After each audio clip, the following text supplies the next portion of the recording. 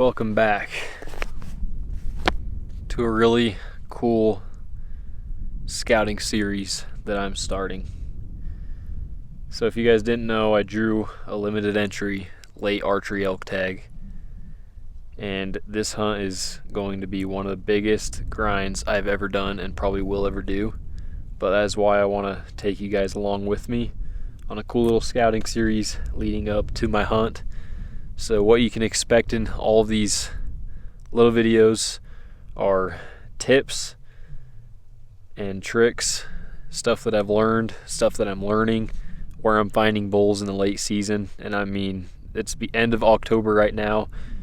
I have all the way until the end of November to find a big bull for me to hunt, from November 31st till December 15th. So it's as late season as you can get for an elk tag, really. So you guys are going to learn a lot. I'm going to learn a lot, and I'm going to bring you guys along with me. Really excited, I'm willing to do anything to kill a giant bull, and you guys are going to see that in this video, or at least in the final video of when I do kill a giant. Oh, I'm just dreaming of it. I'm manifesting it, so I'm going to make sure it happens. I'm going to give it hell. I'm going to grind. I'm willing to do anything, truly anything, to kill a giant bull with my bow in the late season. As of the last few years, it's had a 0% kill rate on this tag that I have right now, and I'm going to make that 1%. I'm going to give it hell at least trying. We have a really awesome update already. So I just kept glassing, driving, hiking, glassing, and it already paid off big time. Except I can't get crazy good footage of him right now just because I see his cows and not him. But anyways, I found what looked to be a big 6-point with like 30-40 cows, and I was a long ways away when I spotted him, so I drove the truck and hiked this ridge line quite a ways. Sun's fading, so I don't know if the bull will even go up to these cows, because he already has another freaking 15 below him. He has himself a really big frame.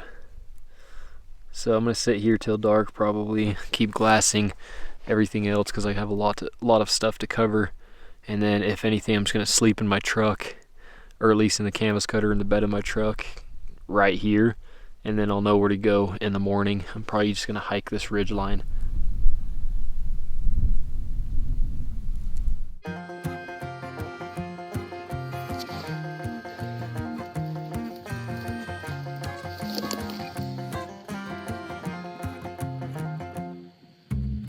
Still remember, cannot forget the flower in your hair. Looking forward, listen to my heart, listen and shed a tear. Waiting for you long time, baby, was so hard for me to do.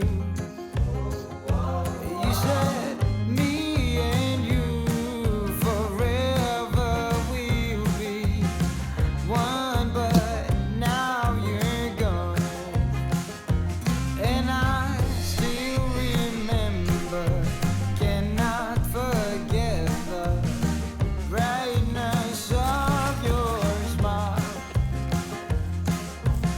soft embraces, look into your eyes, the whisper in my ear, waiting for you long time, baby, was so hard for me to do. You said me and you forever will be one, but now you're gone.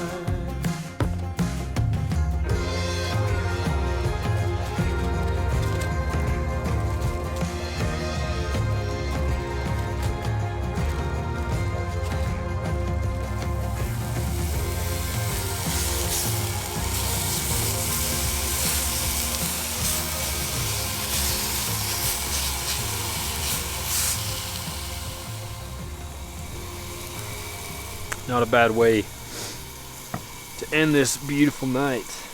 Then drink some protein milk, cook me some food, and sleep under the stars. I hope if anything you guys will just use me as a motivation to get out and do stuff by yourself and just get out more. Truly, we're only one day closer to dying. What are you waiting for? Come on, get out and live. That's all I'm gonna say. Now I'm gonna eat.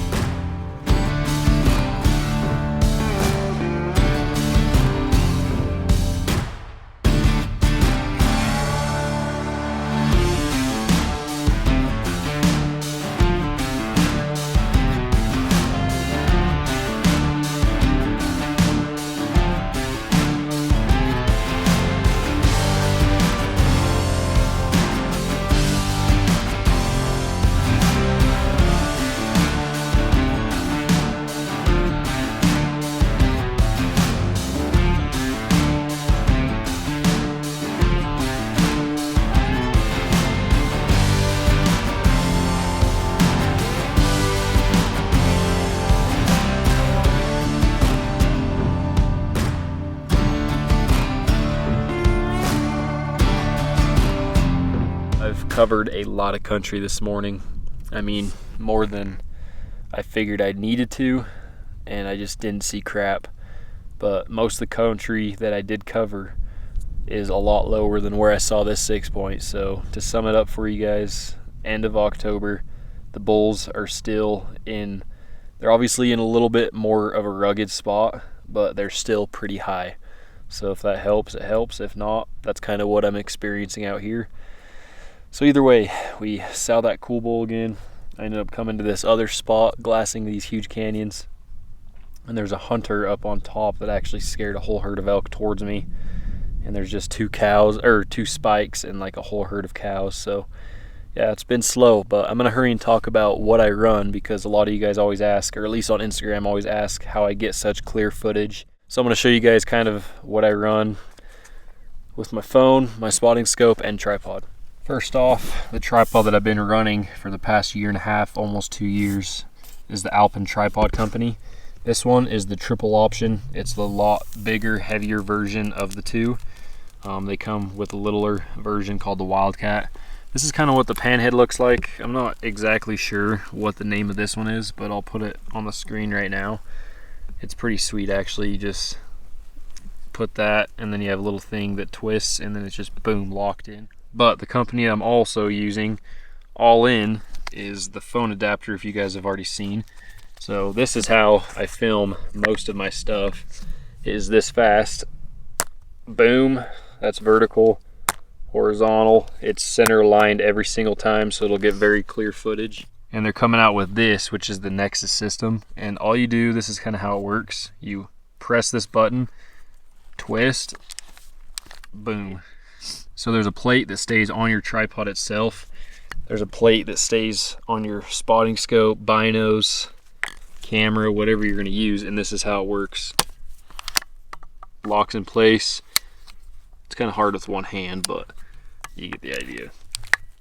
And then the cool part is I'll show you right now. So put that sucker down. This is my big zoom lens that I use. Boom. That fast you can switch between two things. So yeah, I definitely suggest you guys check that stuff out. ALPYN tripod, code BIGTINE. OLLIN digiscoping, code BIGTINE. And then the Nexus system, so just look up allin.co and you guys can go read about that. This is kind of just a sneak peek, but be ready for them. They're really, really slick, as you can tell.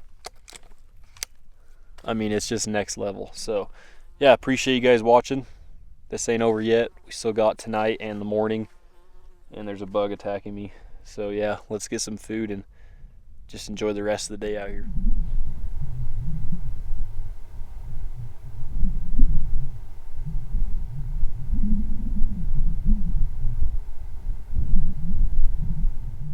I just got done eating some food and I wanted to show you another awesome product that I've been running for a little while.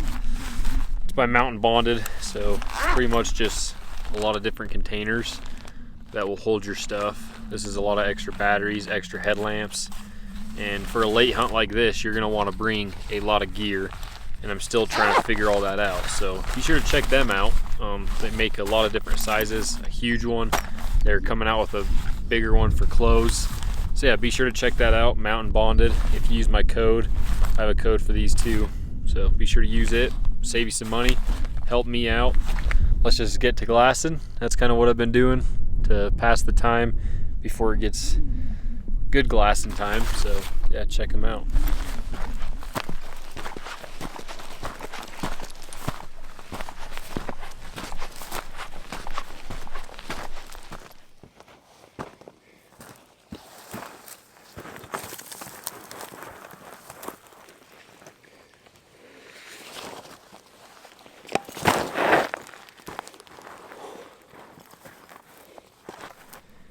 We arrived in some gnarly low country.